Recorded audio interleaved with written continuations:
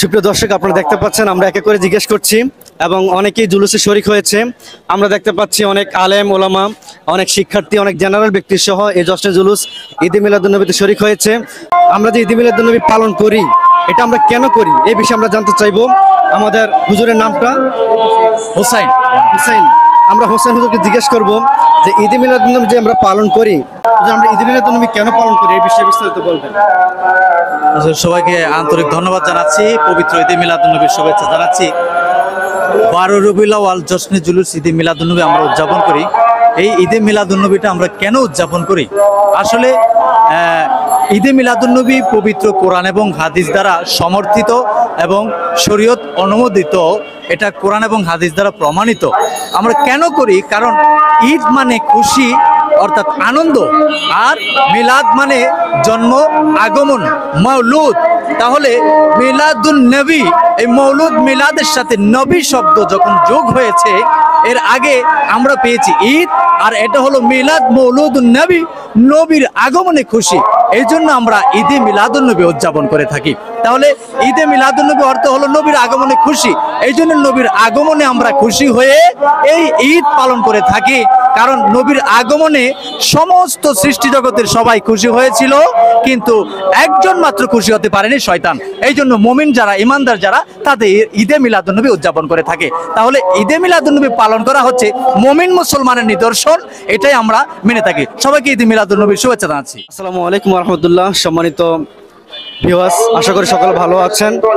আজকে আমরা অবস্থান করছি মোহাম্মদপুর কাদিরিয়া তৈয়বা কামিল মাদ্রাসায় পবিত্র জশ্নে জুলুস ঈদে মিলাদুন্নবী সাল্লাল্লাহু আলাইহি ওয়াসাল্লাম অনুষ্ঠানে। অত্র অনুষ্ঠানে আমরা হুজুর কেবলার সদরতে জুলুস করেছি। তো আমরা ঈদে মিলাদুন্নবী কোরআন এবং হাদিসে আছে কিনা এই বিষয়ে আমরা দেখি, আমাদের আলেমদেরকে জিজ্ঞেস করব। আপনার সামনে উপস্থিত আছেন, কেমন আছেন? ভালো আছি। আমি আপনাকে একটি প্রশ্ন করতে চাই। প্রশ্নটি হচ্ছে যে আমরা ঈদে মিলাদুন্নবী যে পালন করছি, এটি কোরআন এবং হাদিসে আছে কিনা? অবশ্যই আছে। আউযু বিল্লাহি মিনাশ শাইতানির রাজীম। বিসমিল্লাহির রাহমানির রাহিম। ক্বালা আল্লাহু তাআলা ফিল কুরআনিল কারীম, কুল বিফাদলিল্লাহি ওয়া বিরহমাতিহি ফাবিযালিকা ফালইফরাহু হুয়া খায়রুম মিম্মা ইয়াজমাউন। আল্লাহ পাক সূরা ইউনূস শরীফের 58 নম্বর আয়াতে আল্লাহ পাক বলেন, কুল, হে হাবিব আপনি বলে দিন, বিফাদলিল্লাহি ওয়া বিরহমাতিহি বিযালিকা ফালইফরাহু, যে তারা যেন আল্লাহর ফদল এবং রহমত পেয়ে খুশি আনন্দ উদযাপন করে। হুয়া খায়রুম মিম্মা ইয়াজমাউন, সেই খুশিটা হবে তাদের যাবতীয় অর্জন থেকে আরো উত্তম ভাবে। তো এই আয়াতে ফজল এবং রহমত দুইটা শব্দ এসেছে।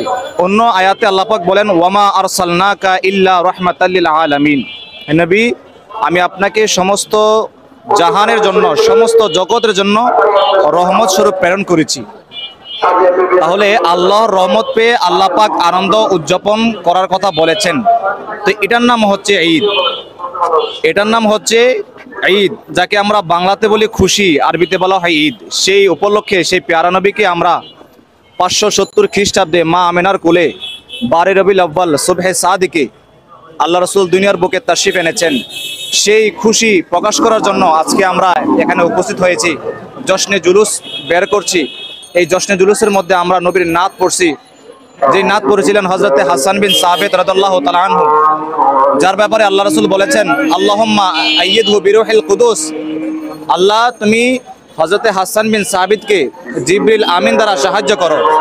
তিনি আল্লাহ রাসূলের শানে কিভাবে নাত পড়তেন, বলছে, ইয়া রাসূলুল্লাহ ওয়া আহসানু মিনকা লাম তারা কত আইনি, ইয়া রাসূলুল্লাহ আপনার চেয়ে সুন্দর, আপনার চেয়ে সুশ্রী কখনো আমার চক্ষু কাউকে দেখেনি। ওয়া আজমালু মিনকা লাম তালিদিন নিসা, এবং আপনার চেয়ে সুন্দর কোনো মা তার সন্তানকে জন্ম দেয়নি। খুলিকতা মুবাররাআম মিন কুল্লি আইবিন, আল্লাহ আপনাকে সৃষ্টি করেছে সমস্ত দোষ ত্রুটি থেকে মুক্ত করে। কাআন্নাকা কদ খুলিকতা কামা তাশাউ, ইয়া রাসূলুল্লাহ আপনাকে সৃষ্টি করেছেন সেভাবে যেভাবে আপনি চেয়েছেন। এভাবে সাহাবায়ে কেরাম নবীজির মিলাদ উদযাপন করেছেন। আমরাও সেই ধারাবাহিকতায় আনন্দ উদযাপনের জন্য, নবীর খুশিতে আনন্দ উদযাপনের জন্য আমরা আজকে জুলুস বের করেছি।